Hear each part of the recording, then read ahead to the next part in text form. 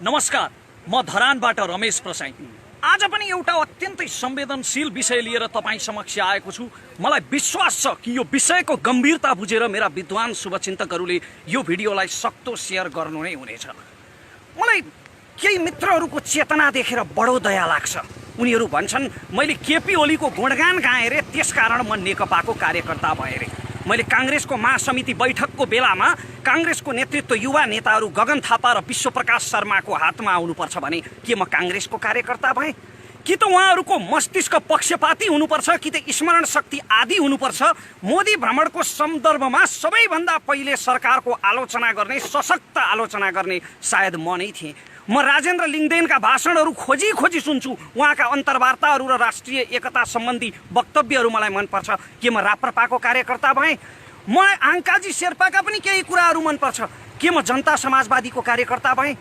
केपी ओलीका प्रशस्त कमजोरीहरू होलान्, तर यो भूमिले आजसम्म बहुदल आएको दिनदेखि आजका मितिसम्म त्यस्तो प्रधानमन्त्री कुन जन्माउन सकेको थियो जसले संसदमा उभिएर खुले आम भारतीय विस्तारवादको भत्सना गर्न सकोस् अनि राष्ट्रको पक्षमा, राष्ट्रियताको पक्षमा उभिएका प्रधानमन्त्रीको त्यो सत्कर्मको समर्थन गर्दा म नेकपाको कार्यकर्ता कसरी भएँ?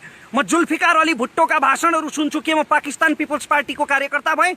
म एलेक्सिस सिप्रासका अङ्ग्रेजी इन्टरभ्यूहरू सुन्छु। के म ग्रिसको सिरिजा पार्टीको कार्यकर्ता भएँ? म कहिल्यै कसैको कार्यकर्ता र अन्धभक्त होइन र हुन्न पनि, किनकि कार्यकर्ता यन्त्रवत हुन्छ। कार्यकर्ताको आफ्नो विचार हुँदैन, तर म मेरो ब्रह्मले देखेको सत्य बोल्छु, चाहे कसैलाई मन परोस् वा नपरोस्। मेरो भिडियो 10 लाख मानिसहरूले हेरेर कडा बोल्यो यसले भन्नुभन्दा 10 जनाले हेरेर सत्य बोल्यो यसले भन्नु मेरा लागि ठुलो हो। त्यसकारण मैले बोलेका कुरा कहिलेकाहीँ भिडले तारिफ गर्ने खालको नहुन पनि सक्छ। अहिले भोलि संसदमा नक्साबारे छलफल हुँदैछ। ऐतिहासिक रूपमा पहिलोपल्ट लिपुलेख, लिम्पियाधुरा र कालापानी नेपालको हो भनेर संविधान संशोधन गर्ने र निशान छाप सच्याउने कानुन संसदले भोलिदेखि पारित गर्दैछ। छलफल हुँदैछ र आज 1-2 दिन अघिदेखि देशैभरि विरोध प्रदर्शनहरूको सुरुवात भएको छ सरकार विरुद्ध। हो, कोरोना संक्रमणको सम्बन्धमा सरकारलाई सफल भन्दिनँ म। सरकारका चरम लापरवाहीहरू छन्, व्यापक लापरवाहीहरू छन् र व्यापक भ्रष्टाचारको पनि सम्भावना छ। त्यसको हिसाब किताब गरौँला, सडकमा आन्दोलन नै गरौँला। तर अहिले भइरहेका प्रदर्शनहरूलाई भारतीय मिडियाहरूले कसरी देखाइरहेका छन्? हेर्नुहोला र सुन्नुहोला भारतीय मिडियामा देखिएका समाचारहरू। उनीहरू भनिरहेका छन् कि नेपालीहरूले नै नेपालको नयाँ नक्साको विरोध गरेर सरकार विरुद्ध प्रदर्शन गरिरहेका छन्। नेपालीहरूले नै नयाँ नक्साको विरोध गरिरहेका छन् र सरकार विरुद्ध सडकमा निस्किरहेका छन्। सडकमा उत्रिने जति पनि युवाहरू हुनुहुन्छ उहाँहरूको भावना पवित्र छ। उहाँहरू राष्ट्रभक्तिले सडकमा आउनुभएको हो। देशको शासन प्रणालीमा परिवर्तनका लागि, भ्रष्टाचारको उन्मूलनका लागि सडकमा आउनुभएको हो। तर भारतीय मिडियामा आइरहेका यी समाचारहरू हेरेर एकपल्ट सोचौँ त, हामी यसरी सडकमा निस्किँदा फाइदा चाहिँ कसलाई भइरहेको छ? सरकारका विकृतिहरूलाई ढाकछोप गर्न र सरकारको पक्षपोषण गर्न खोजेको होइन मैले। सशक्त आलोचना गरौँ, अनसन गरौँ, आन्दोलन गरौँ सरकार विरुद्ध र परिआयो भने सरकार नै परिवर्तन गराउँ। नागरिक को गर्नु परे पनि गरौँला, तर कमसेकम राष्ट्रियताको पक्षमा, राष्ट्रको पक्षमा यति बेला त एकताबद्ध हौँ न। तल्ला घरे छिमेकीसँग जग्गाको साँधको विवाद भइरहेको बेला परिवारभित्रै को होलो मचाउनलाई के यो समय उचित हो र? अब प्रसङ्गतिर लागौँ। आज मैले बोल्न लागेको प्रसङ्ग हो सरिता गिरीको। यी आयातित प्रवासी बेहुली नेपालले अपनाएकी तर नेपाललाई कहिल्यै पनि नअपनाएकी, मधेसीको प्रतिनिधि ठहरिएकी तर मस्तिष्कमा प्रशस्त बिहारी चेतना भरिएकी यी प्रवासी बेहुलीको अबौद्धिक आतङ्क अति भयो। शास्त्रमा अति सर्वत्र वर्जयत लेखिएको छ। अति भयो यी आयातित बेहुलीको आतङ्क। मैले यो अतिको जवाफ दिएको पनि हो, तर कहिल्यै पनि कुनै कुरा नसुन्ने र आफैले खाएको भाँडालाई समेत भकुन्डो खेल्न पछि नपर्ने यस्तो छेत्तरो चेतना भरिएका छेत्तरा मस्तिष्कहरूलाई तर्कले सम्झाउन नसकिँदो रहेछ। आफ्नो मालिक भक्तिमा लिप्त र भारतीय मालिकहरूलाई, आफ्ना माइती खलकलाई खुसी पार्नका निम्ति यतिका वर्षसम्म आफूलाई सम्मान गरेर सांसदको कुर्सीमा राखेको यो देशको सार्वभौम सत्ता विरुद्ध बोल्ने सरिता गिरीलाई मेरा तर्कले कुन अर्थ राख्ला र? त्यसकारण तर आज फेरि पनि बोल्नै पर्ने भयो, किनकि बारम्बार आफ्नो सार्वभौम सत्तामाथि हस्तक्षेप भएपछि कुनै पनि राष्ट्रभक्तको मुटुले सहन सक्दैन। आज सरिता गिरीका करतुतहरूले सम्पूर्ण नेपालीको मन दुखेको छ। नेपाली मात्र होइन, जसलाई हामी भुटानी भन्छौँ नि, भुटानी शरणार्थी भन्छौँ नि, नेपाली मन भएका ती भुटानवासी नेपालीहरू जो आफ्नो देशबाट डुक्पाहरूले खेदेपछि आफ्नो मातृदेश नेपाल खोज्दै आएका थिए, तर हामीले जिन्दगीभरि उनीहरूलाई शरणार्थी बनाएर राख्यौँ र अहिले अमेरिकातिर लखेटेर पठाइदियौँ। उनीहरूको पनि यति बेला मन दुखेको छ। विश्वभरिका नेपाली मनहरू दुखेका छन्। अहिले यसलाई हेट स्पिच भन्लान् कतिपयले। आदरणीय सरिता गिरीको मुखैमा छ हेट स्पिच हो, यो हेट स्पिच हो। हेट स्पिच मात्रै होइन, आफ्नो मातृभूमिको निन्दा गर्नेलाई, राष्ट्रको सार्वभौम सत्ता विरुद्ध बोल्नेलाई हिम्मत हुनेले हिंसाले जवाफ दिए पनि हुन्छ। त्यानव्यान स्क्वायरको काण्ड चीनमा हुने बेलामा, चीनले त्यानव्यान स्क्वायरमा विरोधीहरूमाथि डोजर चलाउने बेलामा चीनका राजदूतले ब्रिटिस राजदूतसँग भनेका थिए रे कि चीनमा अब 20 वर्षका लागि शान्ति ल्याउन 200 जनाको मृत्यु हुँदैछ। त्यसकारण कहिलेकाहीँ हिंसा र शक्तिको प्रदर्शनले पनि शान्तिको बाटो खोल्छ, राष्ट्रियताको बाटो खोल्छ। अहिले सरिता गिरीको विरोधमा जुन राष्ट्रिय एकता देखिएको छ नि, यो त्यति बेलै देखिनु पर्थ्यो जति बेला उपराष्ट्रपति परमानन्द झाले हिन्दीमा बकेर शपथ लिएका थिए। त्यति बेला गिरिजा र प्रचण्डले एउटै धरातलमा उभिएर यदि परमानन्द झालाई गलत्याएर उपराष्ट्रपतिको पदबाट निकालिदिन सकेको भए त्यति बेलै एउटा नजिर बस्ने थियो। अलक्षिणा देशद्रोही सीके राउतले नेपाल आमालाई जुकासँग तुलना गरिरहेको बेला कुनै राष्ट्रभक्त बहादुरले सीके राउतलाई 2-4 चड्कन लगाइदिन सकेको भए त्यति बेलै नजिर बस्ने थियो। तर हामीले कानुन नै यति फितलो बनायौँ कि माटोप्रति कुनै प्रेम नभएको विदेशी जोसुकै ऐरे गैरेहरू पनि हाम्रो संसदमा सजिलैसँग प्रवेश पाउन थाले र संसद जस्तो लोकतन्त्रको मन्दिरलाई नेपालको संसद हो कि बिहारको कुनै मेला बजार हो भनेर दोधार हुने गरी त्यस्तो स्थितिको सृजना गरे। अहिले हिन्दी बोल्दा केहीले भाषै त हो नि, के फरक पर्छ भन्ने टिप्पणी पनि गरे। भाषा होइन, हिन्दी हाम्रो राष्ट्रियतामाथिको आक्रमण हो। मैले पटक पटक भने कि संसदमा हिन्दी भाषा बोल्न प्रतिबन्ध लगाउनु पर्छ, किनकि यो हाम्रो राष्ट्रियतामाथिको आक्रमण हो। आदरणीय सरिता गिरीले भन्नुभयो कि हिन्दी नेपालको भाषा हो, मधेसलाई जोड्ने भाषा कुन त? माननीय सरिता गिरीज्यू, तपाईँको अज्ञानता देखेर मलाई दया लाग्छ। तपाईँले गङ्गा चौधरीको बौद्धिकतामाथि प्रश्न उठाउनु भयो, तर तपाईँको अबौद्धिकता देखेर चाहिँ मलाई दया लाग्छ। नेपालमा लिच्छवीहरू भारतबाट आएका थिए, तर ती लिच्छवीहरू हिन्दी बोल्दैनथे। इतिहासका पाना खोतलेर हेर्नुहोला, बौद्ध धर्ममा पाली भाषाको प्रयोग गरिन्थ्यो गणराज्यहरूमा। अनि नेपाली भाषाको पहिलो अभिलेख विक्रम सम्वत 1312मै फेला परेको छ। अशोक चल्लको अभिलेख, हाम्रा आला आली अटरी अटल गरी अक्र्या छु, यो नेपाली भाषाको प्राचीन रूप थियो। हामीले कहिल्यै पनि हिन्दीको काँध चढ्नु परेन संवाद गर्नका निम्ति। नेपाली भाषाको इतिहास त्यति पुरानो हो। र यदि तपाईँ तराईको प्रसङ्ग कुरा गर्नुहुन्छ भने, यदि तपाईँ तराईको विषयमा कुरा गर्नुहुन्छ भने, तराईको सबैभन्दा प्राचीन भाषा मैथिली हो। र रामायणमा यदि हेर्ने हो भने, जब अयोध्याबाट भगवान रामचन्द्र आएको बेला अयोध्यावासीहरू संस्कृतमा कुरा गर्थे, त्यति बेला पनि मिथिलावासीहरू मैथिलीमा बोल्थे। त्यसकारण सबैभन्दा प्राचीन तराईको भाषा मैथिली हो। तर अहिले जबरजस्त तराईमाथि हिन्दीलाई लादिँदैछ। र यो पहाड र तराईको विवाद होइन, किनभने सरिता गिरी कुनै तराईभाषी हुँदै होइनन्। मधेसी जनताको अधिकार हनन गरेर, कुनै मधेसी उम्मेदवारको अधिकार हनन गरेर जबरजस्ती संसदमा पुगेकी भारतीय हुन्। She is Indian by birth. हाम्रो त सालनाल गाडिएको छ यो माटोमा। त्यसकारण मलाई जति दुःख लाग्छ, यो देश दुख्दा मलाई जति दुख्छ, एउटा तराईवासी नेपालीलाई पनि त्यति नै दुख्छ, किनभने यही माटोमा सालनाल गाडिएको छ। त्यसैले त तराईबाट राष्ट्रभक्त गङ्गा चौधरी जस्ता सभासद जन्मन्छन्, जसले सधैँ निरन्तर राष्ट्रियताको पक्षमा बोल्छन्। तराईको प्रतिनिधित्व सरिता गिरी जस्ताले होइन, गङ्गा चौधरी जस्ताले गर्छन्। तर हाम्रो कानुन यति फितलो भयो कि हामीले कुनै पनि विदेशीलाई आफ्नो संसदमा सजिलैसँग प्रवेश पाउने गरी कानुनमा व्यवस्था गर्यौँ।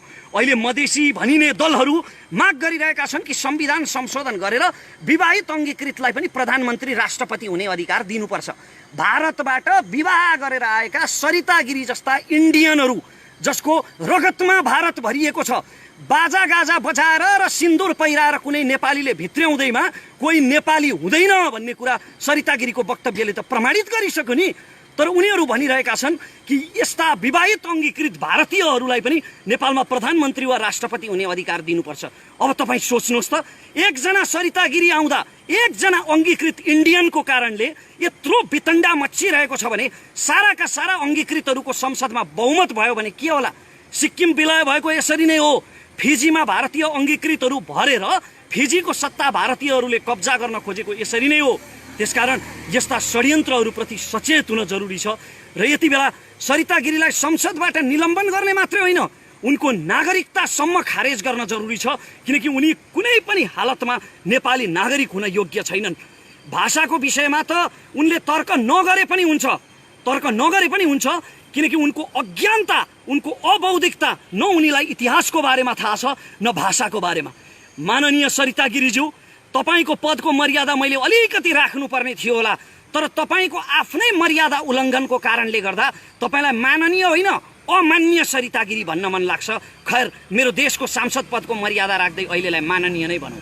माननीय सरिता गिरीज्यू, तपाईलाई यदि साँच्चीकै बौद्धिक बहस गर्ने इच्छा छ भने तपाईले बडो बौद्धिकतामाथि प्रश्न उठाउनुभयो, गङ्गा चौधरीको बौद्धिकतामाथि। हुन त बौद्धिकताको आवश्यकता पर्दैन राष्ट्रको पक्षमा बोल्नलाई, भावना भए हुन्छ, तर पनि तपाईलाई यदि बौद्धिक बहस नै गर्ने इच्छा छ भने बुद्धिनारायण श्रेष्ठ जस्ता सीमाविदहरूसँग गर्नुहोस्, रमेश दुलाल जस्ता सीमा सम्बन्धी अध्येताहरूसँग गर्नुहोस्, जोसँग 1827 देखिका एक नक्साहरू छन्, रिसर्च गरेर राख्नुभएको छ उहाँहरूले कि लिपुलेख, लिम्पियाधुरा र कालापानी कसको हो भनेर। बौद्धिक बहस गर्ने इच्छा छ भने उहाँसँग गर्नुहोस्। हावामा हिट भएर प्रश्न सोध्नै नजान्ने पत्रकारहरूसँग होइन। आदरणीय दाई ऋषि धमलाप्रति उच्च सम्मान छ, तर ऋषि धमला दाईको त्यो कार्यक्रम जहाँ सरिता गिरीको अन्तर्वार्ता गरिएको थियो, त्यो कार्यक्रम सुनियोजित हो, योजनाबद्ध हो, जसले सरिता गिरीलाई चाहिँ हाइलाइट गर्ने उद्देश्य राखेको छ। यदि होइन भने सरिता गिरीले लिपुलेख नेपालको हो भन्ने प्रमाण देखाउनुहोस् भन्दा ऋषि धमलाले ती नक्साहरू देखाउन सक्नु पर्थ्यो, इतिहासमा भएका ती सम्झौताहरू देखाउन सक्नु पर्थ्यो, गृह कार्य गरेर अन्तर्वार्ता लिनु पर्थ्यो, तर उनले त्यसो गरेनन्। यसले त एउटै कुरा देखिन्छ कि त्यो अन्तर्वार्ताको एउटै उद्देश्य सरिता गिरीको एजेन्डालाई हाइलाइट गर्ने थियो। अन्त्यमा म यति मात्र भन्न चाहन्छु कि सम्पूर्ण राष्ट्रभक्त नेपालीहरूले यति बेला राष्ट्रियताको पक्षमा एकजुट हुन जरुरी छ। सरकारका कमी कमजोरीहरू, भ्रष्टाचारहरू, लापरवाहीहरू, बेइमानीहरू, ती सबैको हिसाब किताब गर्नुभन्दा अघि यदि हामीलाई लिपुलेख, कालापानी र लिम्पियाधुरा फिर्ता चाहिएको हो भने, यदि हामीलाई लिपुलेख, कालापानी र लिम्पियाधुरा साँच्चीकै फिर्ता चाहिएको हो भने हामीले देशको पक्षमा, राष्ट्रको पक्षमा यति बेला राष्ट्रिय एकता प्रदर्शन गर्न जरुरी छ। अब यहाँनिर एउटा प्रश्न आउला, तिमीले बोलेर मात्र के हुन्छ? मलाई केही मित्रहरूले, धेरै मित्रहरूले प्रश्न गर्नुभएको छ, बोलेर मात्र के हुन्छ? हो, साँच्चीकै मैले पनि महसुस गरेको छु, बोलेर मात्र के हुन्छ?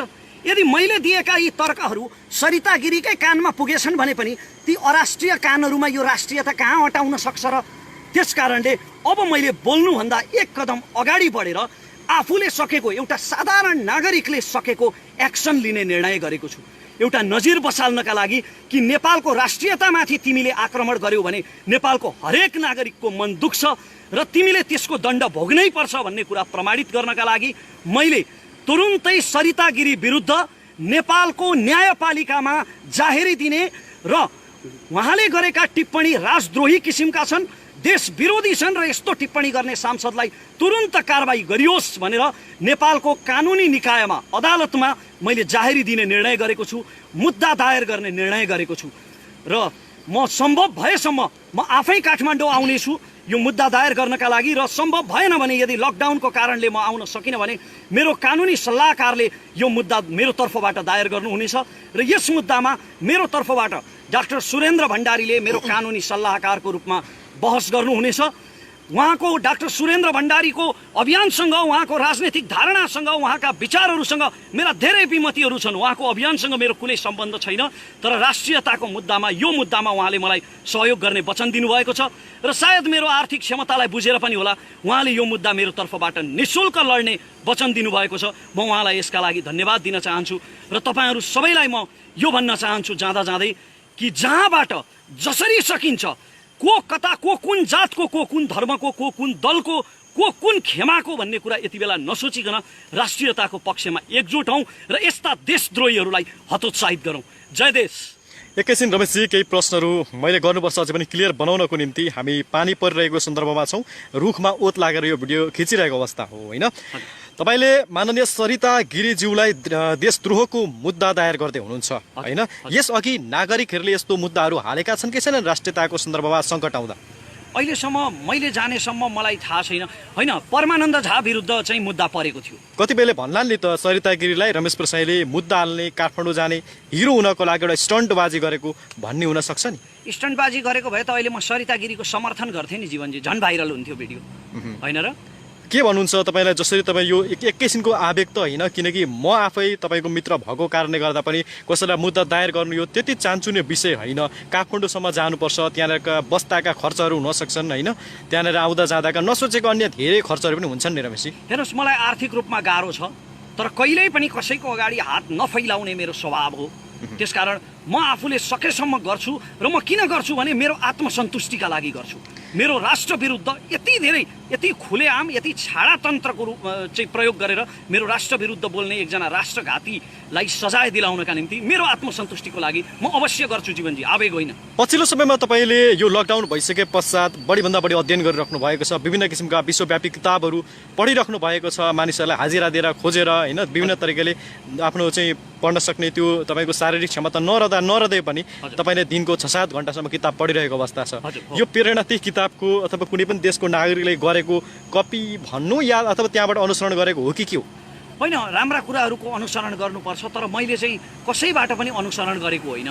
मैले सरिता गिरीलाई बोलेर पहिले पनि उत्तर दिएको हो, फेरि पनि बोल्नु पर्यो रमेशजी यो विषयमा भनेर धेरैजनाले भन्नुभयो। अनि घरिघरि बोलेर यसको के अर्थ लाग्छ र? ल अहिले भन्नुहोस् न, सरिता गिरीलाई कतिजनाले सिधै सदनमा उभिएर भन्नुभयो, गङ्गा चौधरीले त सिधै सदनमै उभिएर उहाँलाई भन्नुभयो नि, तर कुनै अर्थ लाग्यो त? क्षेत्र चेतना भएका मानिसहरूलाई तर्कले सम्झाउन सकिँदैन रहेछ। म तपाईँको साथी पनि हो। आजको मितिसम्म तपाईँ कुनै पनि पार्टीको चुनावको र्यालीमा जानुभएको छैन, कुनै पनि पार्टीलाई खुलेर समर्थन गरेको रेकर्डमा आत्मा साँची राखेर श्री पशुपतिनाथलाई साँची राखेर भन्छु, कसैको तपाईँ कार्यकर्ता होइन, यो कुरा मलाई चाहिँ थाहा छ होइन। तपाईँले चाहिँ नेपालको प्रधानमन्त्रीको विरोध सम्भवतः चाहिँ तपाईँको सामाजिक सञ्जालमा फेसबुक मार्फत गर्ने तपाईँ पहिलो व्यक्ति होला। नरेन्द्र मोदी आउँदा तपाईँले प्रधानमन्त्रीको खुबै आलोचना गर्नुभएको थियो, केही सुझावहरू पनि दिनुभएको थियो। फेरि पनि गर्छु र पनि तपाईँ गर्छु, यदि सरकारका दुष्कर्महरू अगाडि आयो भने म फेरि पनि गर्छु। पछिल्लो समयमा तपाईँले राष्ट्रियताको सन्दर्भमा प्रधानमन्त्री केपी शर्मा ओलीलाई समर्थन गरिरहँदा केही मान्छेले यो त नेकपाको कार्यकर्ता रहेछ पनि भनेर कमेन्ट गर्छन् नि। अघि एकजना नेपाली चाहिँ एउटा साथीले गरिराख्नु भएको होइन, त्यो उहाँहरूको अज्ञानता हो, पूर्वाग्रह हो। मैले अघि भिडियोमा पनि भनिसकेको छु, ती पक्षपाती आँखाहरू हुन्। कङ्ग्रेसको गगन थापालाई मन पराउँथ्यो तपाईँ कुनै समय? शर्मालाई म समर्थन गर्छु, राजेन्द्र लिङ्गदेनलाई समर्थन गर्छु, आङ्काजी शेर्पाका अन्तर्वार्ताहरू सुन्छु। मलाई कसको कार्यकर्ता भन्ने त? आज म दर्शकहरू असाध्यै क्षमा प्रार्थी छु, किनकि हामी एकजना मृगौला पीडितको लागि केही सहयोग सामग्री दिनको निम्ति मोरङको डाँगीतर्फ पुगेर फर्किने क्रममा 7 बजिहाल्यो। अब यो घर पुगेर लाइभ गर्ने सपना थियो हाम्रो, तर बाटैमा 7 बजेको हुनाले हामीले 7 बजे लाइभ गर्छौँ भनेको कारणले गर्दा र यहाँ पानी पनि परेको हुनाले हामीले यसरी रुखको छारी मुनि बसेर चाहिँ यहाँ लाइभ गरिराख्नु परेको छ। बिचमा गाडीहरू पनि कुदिरहेका छन् र यो साउन्डमा पर्न गएको असुविधाप्रति चाहिँ म क्षमा प्रार्थी पनि छु। मोबाइलमा पनि पानी धेरै पसेको छ, यो मोबाइल बिग्रिने पनि हो कि शङ्का लाग्दैछ, तर केही छैन। अन्त्यमा जाँदै केही भन्नु छ तपाईँलाई रमेशजी? म फेरि पनि एकपल्ट भन्न चाहन्छु कि म मेरो आत्मसन्तुष्टिका लागि कुनै चर्चामा आउनका निम्ति होइन, नितान्त सन्तुष्टिका लागि। र मलाई जति मन दुखेको छ सरिता गिरीको कारणले, जति मेरो भावनामा चोट लागेको छ र जति मेरा शुभचिन्तकहरूको भावनामा चोट लागेको छ, विश्वभरि रहेका नेपालीहरूको भावनामा चोट लागेको छ, त्यसको पूर्तिका लागि म आफूले सकेसम्म सरिता गिरीमाथि मुद्दा दायर गर्दैछु, राज्यद्रोहको। यो फेरि पनि एकपल्ट जानकारी। तपाईँलाई कुनै राजनीति रूपमा चाहिँ भोलि आउनु पनि छैन, राजनीति गर्नु पनि छैन? मलाई छैन। हस्, सबै हाम्रा जसले यति बेला हेरिराख्नु भएको छ तपाईँहरू सबैलाई धेरै धेरै धन्यवाद। यो साउन्ड असाध्यै असुविधा पर्न गएको छ, आज हामीले यसरी चाहिँ बाटोबाट खिच्नु पर्यो। यति भन्दै म यो धरानको सेउती पुलबाट आज्ञा हुन चाहन्छु र त्योभन्दा अगाडि तपाईँले सेयर गर्न सक्नुहुन्छ, डाउनलोड गरेर पनि हाल्न सक्नुहुन्छ फेसबुक लाइभलाई। यति भन्दै म क्षमा चाहिँ माग्न चाहन्छु गलत भएको खण्डमा भन्दै रमेशजीलाई पनि धन्यवाद दिँदै म आज्ञा हुन चाहन्छु। हवस् त, सबको जिन्दाबाद।